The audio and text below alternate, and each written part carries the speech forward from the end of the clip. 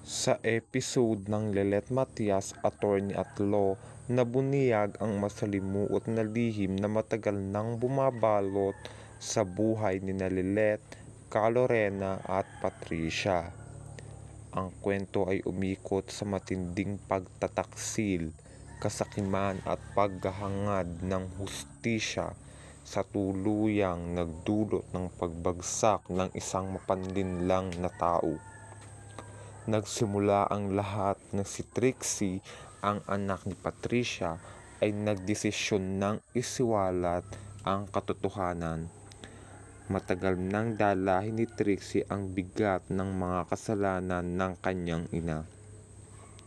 Sa wakas, pinili niyang labanan ang sariling dugo para lamang makalaya sa konsensya. Ibinunyag niya ang lahat ng detalye kung paano si Patricia ang nasa likod ng pagkamatay ni Ino, pati na rin ang pagkawala ni Meredith, ang ina ni Lelet. Ang revelasyong ito ay nagdulot ng matinding pagkabigla at galit sa lahat ng naroroon, lalo na kay Calorena at sa kanyang asawa.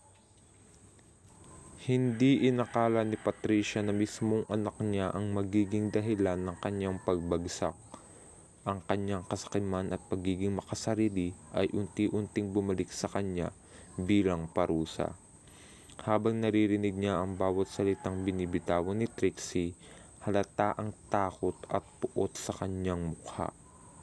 Subalit sa pagkakataong ito, wala na siyang magagawa upang maibalik ang kontrol sa sitwasyon.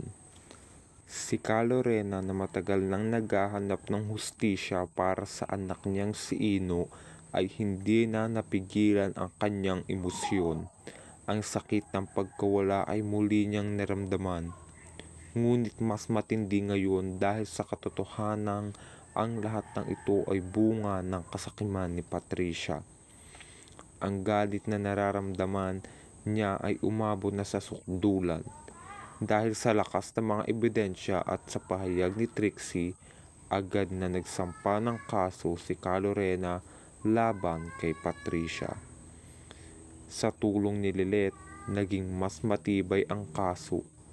Pati ang mga dating kasamahan ni Patricia ay nagsalita na rin laban sa kanya na nagpapatunay sa kanyang mga kasalanan.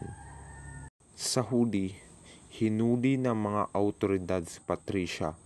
Habang siya'y nilalabas ng korte, ang kanyang tingin kay Trixie ay puno ng galit at pagtataka. Hindi niya matanggap na ang kanyang sariling anak ang magtutulak sa kanya sa kulungan. Ngunit para kay Trixie, ito ang tamang gawin.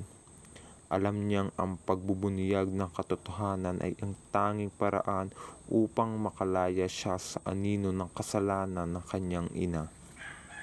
Habang kinakaladkad ng mga pulis si Patricia, tumingin siya kay Lelet, umaasang makakakita ng awa sa kanyang mga mata.